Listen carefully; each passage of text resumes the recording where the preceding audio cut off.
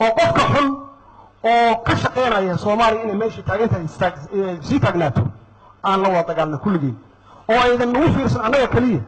oo aydan naga dhigin dad difaacaya bulshadooda oo idinka shacabka Soomaaliyeed iyo miidiyaha khaasatan ay ka hor yimaadaan yiraahdaan ninkaan waa xun yahay dadkaan fursad ha la siiyo macnaheedu waxay tahay qofkaasi waa u aqal celinaynaa marka kuwa kale raggaas waa rag waalay lagu dhex jira laakiin laga yaabo inay dan u arkaan ama ganacsi ha ka gasho ama siyaasad ha ka gasho ama waxyaabo kale ha ka gasho dan u arkaan inay Soomaaliya adduunka looga yaqaan meel dulli ah dad xun ay degan yihiin dan u arkaan laakiin ma fiirinayo kaasi dadkiisa maalintaas nool yahay calooshiisa fiirinayay ma fiirinayo mustaqbalka caruurtiisa ma fiirinayo waxa laga yaabaa ninkaas caruurtiisa iyo reerihiisa inay banaanka ku maqan yihiin laakiin dhibka uu halkan la joogo qolada saan dadku ugu jirto xaalad Soomaaliya saan ahaato saan waa ceeb magaca Soomaaliyeed runtii waxaana saaran ceeb aad u foolxun ceebkaas waxaan ka dhaxalnay intii dhibka jiray oo aan ku macnayn karin waxaan ku dagaalanay waxay ahayd waxaan loo yaqaanaa dad xun inaan nahay ilaahay wuxuuna siiyey ma aragno wanaageeda ilaahay wuxuuna siiyey khayraadkuuna siiyey ma aragno ilaahay wuxuuna siiyey oo ah wili abtiis inaan nahay ma aragno ilaahay wuxuuna siiyey inaan nahay dad islaan ah oo sunni ah ma aragno aan ku xamdi noqno ilaahay waxaan haysta waa arag ilaahay waay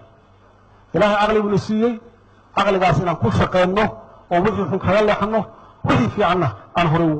hore ugu soconno ilaahay aanu noqonno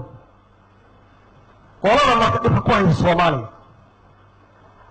Soomaaliya waxay gashay dimuqraadiyad waxyaabaha ugu fiican hadda aan adduunka uga horeyno waa taas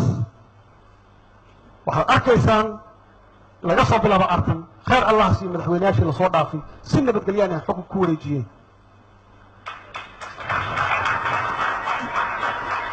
waana horumar aan gaarnay waxaan rabaa inaan sii xoojinno laakiin waxyaabaha naga dhiman waxaan rabaa meel in line aan la gudbay inuu jiro oo ah inaan islamid nahay dalkan inuu nabad helo ummadeenna ay nolol helaan inaan islamid nahay oo qofka xun oo ka shaqeynaya Soomaaliya inay meesha taageerta sii taagnaato aan la wada dagaalno kulligeen oo aydan nagu fiirsan annaga kaliya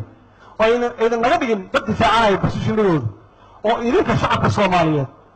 iyo miidiyaha khaasatan ay ka hor yimaadaan yiraahdaan ninkaan waa xun yahay dadkaan fursad ha la siiyo macnaheedu waxay tahay qofkaasi waa u aqal celinaynaa marka kuwa kale raggaas waa rag waalay lagu dhex jira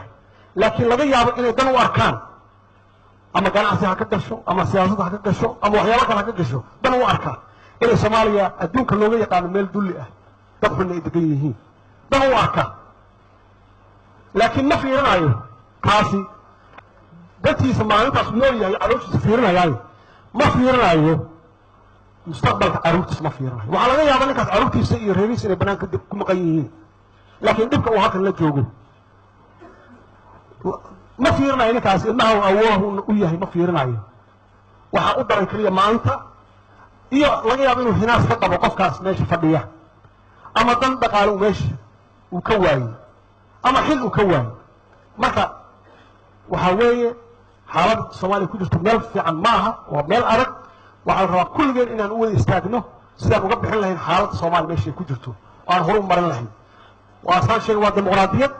hore u soconaysaa dadka naga dambeeya waxbaan u qabanay meeshaas ka sii wadayaan ay ugu imaanayaan dawlad iyo dad sharaf leh